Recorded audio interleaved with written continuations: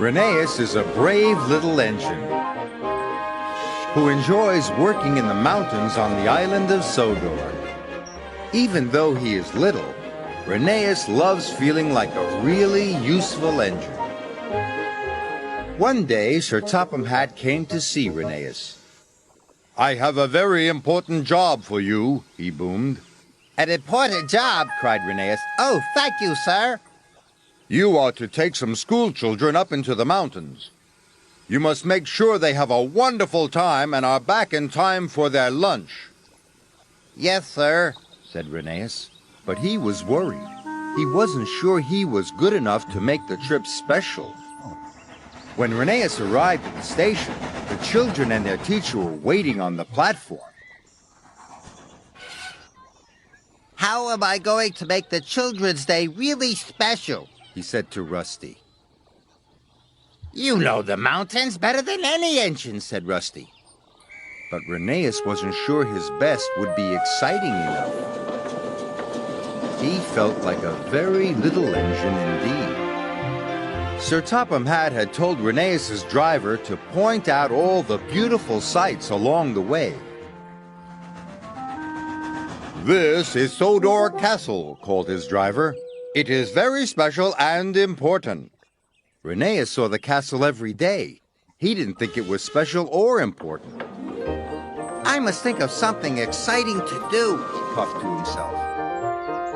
"This is the valley view," said his driver.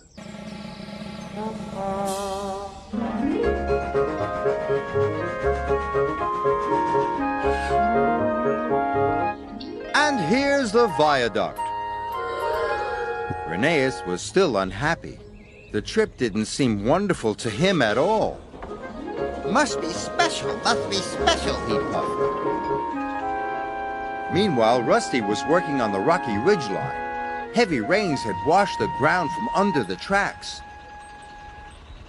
"These lines are too bumpy and uneven," said the foreman. "The tracks must be closed for repairs."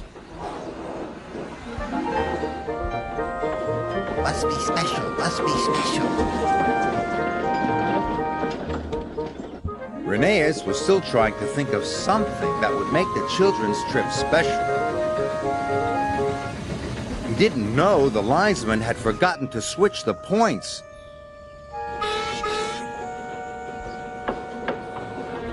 Suddenly, Rheneas was on the wrong track.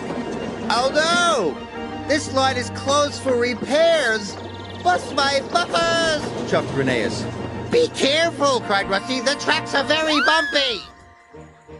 Rheneas whooshed down the mountain like a roller coaster. The children cheered.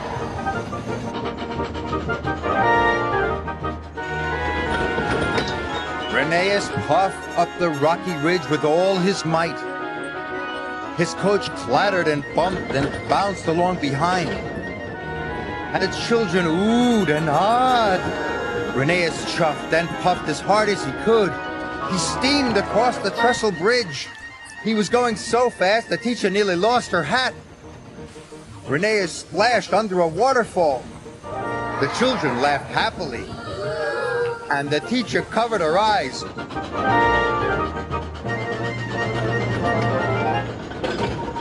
At last, they could see the station. Rheneas was very tired and worried. What would Sir Topham Hatt say?